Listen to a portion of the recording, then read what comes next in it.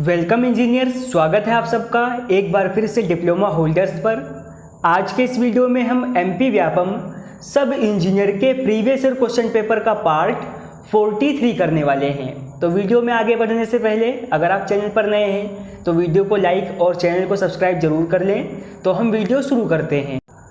तो आज के इस वीडियो का पहला क्वेश्चन है, poise is the unit of. Poise जो है वो किसकी यूनिट है? क्वेश्चन जो है आपका काफ़ी एग्जाम में पूछा गया है, यूपी जल निगम, एसएससी जेई, बिहार जेई और आपके एमपी व्यापम में। ऑप्शंस आपको दिए हैं, mass density, kinematic viscosity, viscosity या फिर वेलोसिटी ग्रेडियंट। ऑप्शन सी आपका सही रहेगा, विस्कोसिटी। और आप सबके लिए एक जरूरी सूचना, एमपी व्यापम के 2016 से लेकर अब तक आपके जितने भी एग्जाम्स हुए हैं उन एग्ज़ाम्स में पूछे गए सभी प्रीवियस ईयर क्वेश्चन पेपर आपको सब्जेक्ट वाइज हिंदी या इंग्लिश में हैंड नोट फॉर्म में अगर लेने हैं तो आप इस व्हाट्सएप नंबर पर संपर्क कर सकते हैं। आई होप इससे आपको काफ़ी हेल्प मिलेगी। आपको पता चलेगा कि किस सब्जेक्ट का कितना वेटेज रहता है, कैसे क्वेश्चंस पूछे जाते हैं। अगला क्वेश्चन है, which of the following device is used for measuring velocity of flow at any point in a pipe. Question में आपसे पूछा गया है, निम्न में से किस डिवाइस का उपयोग पाइप में किसी भी बिंदु पर प्रवाह के वेग को मापने के लिए किया जाता है? ऑप्शंस आपको दे रखे हैं, पिटॉट ट्यूब का, वी नोच का यूज करते हैं, डिफरेंशियल यूट्यूब का यूज करते हैं या फिर मैनोमीटर का यूज करते हैं। ऑप्शन ए आपका बिल्कुल सही रहेगा। पाइप में किसी भी बिंदु पर प्रवाह का वेग मापने के लिए हम किसका यूज करते हैं? हम यूज करते हैं पिटोट ट्यूब का। और भी यहाँ पर आपको कुछ पॉइंट दिए गए हैं जो आपके एग्जाम के पॉइंट ऑफ व्यू से बहुत ही ज़रूरी हैं। सबसे पहला है आपका वेंचुरीमीटर। तो वेंचुरीमीटर का यूज किसके लिए करते हैं? प्रवाह की दर यानी डिस्चार्ज को मेजर करने के लिए। फिर आपका प्रवाह nozzle, orifice meter, venturi meter और आपका रोटामीटर, इन सब का यूज किसके लिए करते हैं? प्रवाह की दर को मापने के लिए।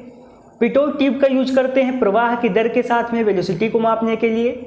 करंट मीटर का यूज करते हैं खुले चैनल यानी जो आपके ओपन चैनल्स होते हैं उनका वेग यानी उनकी वेलोसिटी को मेजर करने के लिए। नेक्स्ट है आपका हॉट वायर एनेमोमीटर। इसका यूज करते हैं वायु तथा गैस यानी आपकी एयर और गैस की जो वेलोसिटी होती है उसे मेजर करने के लिए हम हॉट वायर एनेमोमीटर का यूज करते हैं। लास्ट है आपका मैनोमीटर। मैनोमीटर का यूज करते हैं पाइप में दाब यानी पाइप में प्रेशर है तो उसे मेजर करने के लिए हम किसका यूज करेंगे? हम यूज करेंगे मैनोमीटर का। ये सभी पॉइंट आपको बिल्कुल याद रखने होंगे।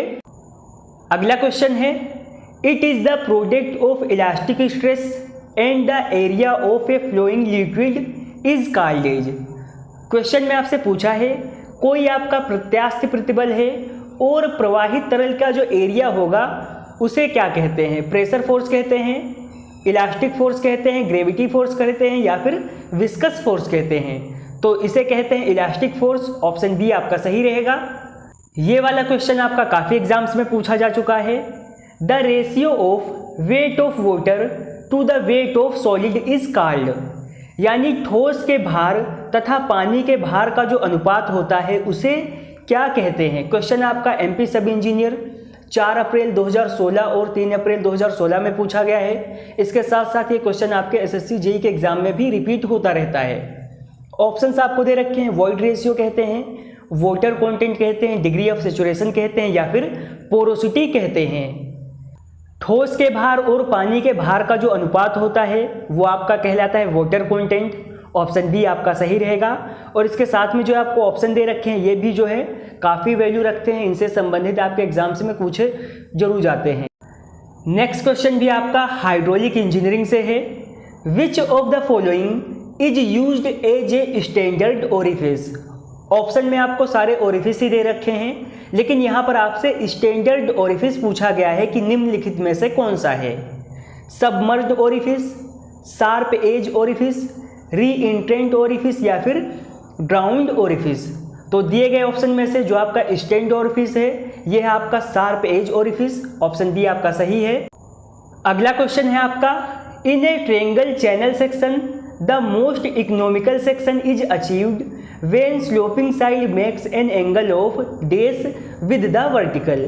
क्वेश्चन में आपसे पूछा है कि आपका कोई एक ट्रायंगल चैनल सेक्शन है, उसमें सर्वाधिक सस्ता सेक्शन तब प्राप्त किया जा सकता है जब स्लोप वाला साइड जो है आपका कितने डिग्री का एंगल बनाता है।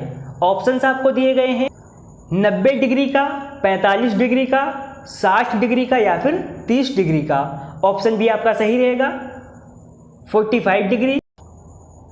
अगला क्वेश्चन है आपका हाईवे इंजीनियरिंग से, निम्न चिन्ह कौन सी क्रिया को दिखाता है। यहाँ पर आपको एक साइन दे रखा है और पूछा है कि ये कौन सी क्रिया को रिप्रेजेंट करता है। ऑप्शंस आपको दिए हैं एक्सेल लोड लिमिट को रिप्रेजेंट करता है, लोड लिमिट यानी भार सीमा को रिप्रेजेंट करता है, लेंथ लिमिट यानी लंबाई को सीमा को रिप्रेजेंट करता है, या फिर रिस्ट्रिक्शन एंड साइन को रिप्रेजेंट करता है। तो ऑप्शन डी आपका सही रहेगा, ये जो है आपका रिस्ट्रिक्शन एंड साइन को रिप्रेजेंट करता है। अगला क्वेश्चन भी आपका हाईवे इंजीनियरिंग से ही है, the sharpness of the curve is designated by its, यानी जो कर्व आपका होता है उसकी शार्पनेस जो है वो किससे निर्दिष्ट की जाती है। ऑप्शंस आपको दे रखे हैं सामान्य जीवा से, या फिर इंटरसेक्शन एंगल, या फिर डिग्री ऑफ कर्वेचर यानी वक्रता की जो डिग्री होती है उससे, या फिर टेंजेंट डिस्टेंस से। ऑप्शन सी आपका सही रहेगा डिग्री ऑफ कर्वेचर से। अगला क्वेश्चन आपका एमपी सब इंजीनियर 2016 के एग्जाम में पूछा गया है, the stress which is the responsible for retaining water in A capillary tube above the free water surface of the water body in which of the capillary tube is inserted is called the। Question में आपसे पूछा गया है तनाव जो जल निकाय में प्रविष्ट कराए गए केसनली में मुक्त जल सतह के ऊपर को बनाए रखने के लिए उत्तरदायी यानी रिस्पॉन्सिबल होता है, उसे क्या कहते हैं। कैपिलरी कंप्रेशन कहते हैं, कैपिलरी टेंशन कहते हैं, कैपिलरी पोर प्रेशर कहते हैं, या फिर इनमें से कोई नहीं। तो इसे कहते हैं कैपिलरी टेंशन यानी कैस्की तनन। ऑप्शन बी आपका बिल्कुल सही रहेगा। नेक्स्ट क्वेश्चन है, from the options given below in which situation the viscous force is in important. नीचे आपको ऑप्शंस दिए गए हैं और पूछा है कि किन परिस्थितियों में श्यानता का बल महत्वहीन हो जाता है। ऑप्शंस आपको दे रखे हैं incompressible flood in close pipe यानी बंद पाइपों में जब असंपीड्य द्रव होता है, या मोशन ऑफ एरोप्लेन्स हवाई जहाज़ों की गति पर, कैपिलरी वेव्स इन चैनल्स चैनलों में कैस्की तरंगों पर, या फिर resistance to motion of ship यानी पानी के जहाज की गति के प्रतिरोध पर। ऑप्शन सी आपका सही रहेगा, कैपिलरी वेव्स ऑफ चैनल पर जो है आपका श्यानता बल महत्वहीन हो जाता है। ऑप्शन सी आपका सही रहेगा। नेक्स्ट क्वेश्चन है, which one of the following options is termed as water hammer in a pipe flow. पानी प्रवाह में निम्न विकल्पों में से किसे पानी का हथौड़ा कहा जाता है। ऑप्शंस आपको दिए गए हैं अचानक वोल्व के बंद होने के कारण, एक लंबे पाइप में अचानक दबाव के उत्पन्न होने के कारण, ऑप्शन बी है वोल्व के लगातार बंद रहने के कारण एक पाइप प्रवाह में दबाव की कमी होना, या नकारात्मक दबाव में वृद्धि, या फिर इनमें से कोई नहीं। ऑप्शन ए आपका सही रहेगा, अचानक वोल्व के बंद होने के कारण एक लंबे पाइप में अचानक जो दबाव उत्पन्न होता है उसे क्या कहते हैं, उसे कहते हैं वाटर हैमर। नेक्स्ट क्वेश्चन आपका सॉइल इंजीनियरिंग से है, the porosity of a soil can be taken as the following ratio. Question में आपसे पूछा गया है मृदा की जो सरंध्रता होती है इनमें से किस अनुपात में ली जाती है। ऑप्शंस आपको दे रखे हैं रिक्त से ठोस आयतन में, या फिर रिक्त से कुल आयतन में, ठोस से रिक्त आयतन में, या फिर ठोस आयतन से कुल आयतन में। ऑप्शन बी आपका सही रहेगा वोल्ट्स टू ग्रॉस वॉल्यूम। अभी के लिए इतना ही। वीडियो को पूरा देखने के लिए थैंक यू, शुक्रिया। अगर आप एमपी व्यापम सब इंजीनियर के सारे प्रीवियस ईयर के क्वेश्चन पेपर्स देखना चाहते हैं तो आप प्लेलिस्ट में जाकर देख सकते हैं। अगर वीडियो पसंद आई हो तो लाइक करें, शेयर करें, चैनल पर नए हैं तो सब्सक्राइब करें।